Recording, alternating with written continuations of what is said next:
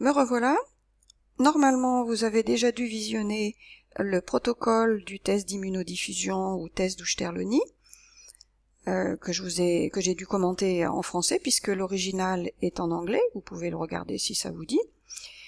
Là, je vous ai mis à l'écran une photo de ce qui aurait dû être préparé si vous aviez fait la manipulation. Donc, une boîte de pétri, 5 trous, un trou central, 4 trous périphériques.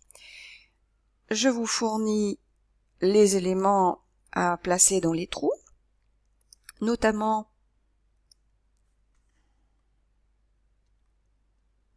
j'ai choisi en premier lieu de l'eau, donc qui sera votre témoin négatif. Dans un deuxième temps, un flacon contenant des antigènes propres au VIH, un troisième flacon avec des antigènes propres à la méningite, de méningocoque, des molécules antigéniques, et en dernier lieu, des molécules antigéniques issues de virus de la grippe. Donc des antigènes de VIH, des molécules antigéniques de VIH, des molécules antigéniques de méningocoque et des molécules antigéniques de virus grippaux. Et bien sûr, il vous faut, dans un 5e flacon, le sérum de Monsieur X, puisque Monsieur X étant malade, il a dû développer une réaction immunitaire et probablement produire des anticorps. S'il a produit des anticorps, on doit pouvoir les mettre en évidence grâce à ce test. Effectivement, dans chaque puits, vous allez mettre un de ces 5 échantillons. Et tous les liquides que l'on met dans ces puits, la gélose est une substance, oui, c'est gélatineux, composé d'eau. Donc les liquides que l'on va mettre, les solutions que l'on va mettre dans chaque puits, vont diffuser de manière circulaire. Elles vont se répartir de manière circulaire. Alors il y en aura de beaucoup à de moins en moins, mais de manière rayonnée et circulaire.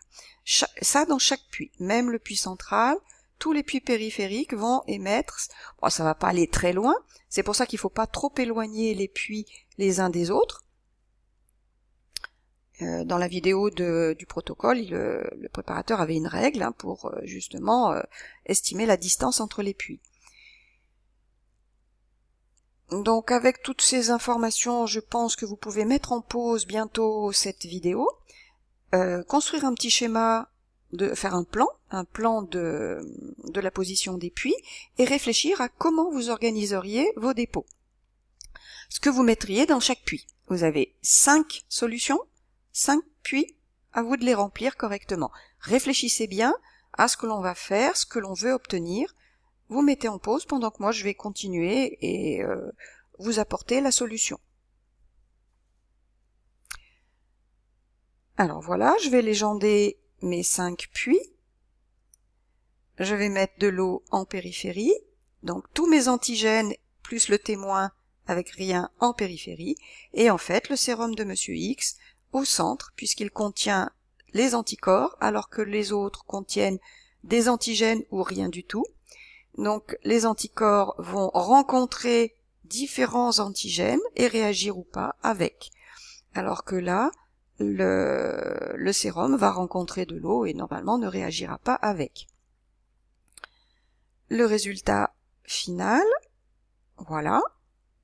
Là, vous avez la gélose une fois que l'immunodiffusion a eu lieu. On observe, comme dans la vidéo du protocole, un arc de précipitation et non 2. À vous de schématiser le résultat de cette immunodiffusion. Donc papier-crayon, photo, mais avec le papier et le crayon, vous en profitez pour faire quelque chose de propre et soigné, vous légendez, vous titrez, et ensuite vous exploitez le résultat de cette immunodiffusion, non seulement pour savoir de quoi est atteint Monsieur X, en 3 étapes, le raisonnement, et ensuite vous expliquerez ce qu'il se passe dans l'arc de précipitation. Si vous voulez, vous pouvez faire un petit schéma d'interprétation. Sinon, moi je le donnerai en correction. Voilà, je vous souhaite un bon travail. À bientôt.